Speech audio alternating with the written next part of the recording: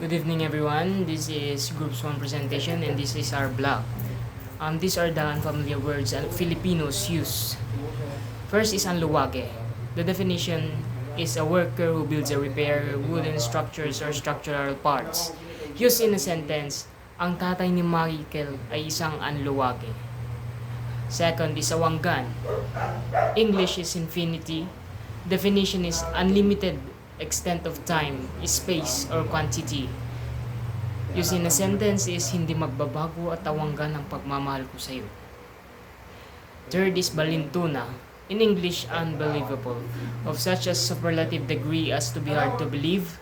Balinto naman, may mga bagay talaga na di mapaliwanag ng sensya.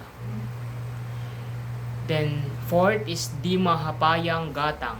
A grumpy woman, a moodily cross woman. Mahirap maggusto ng isang mapayapang babae.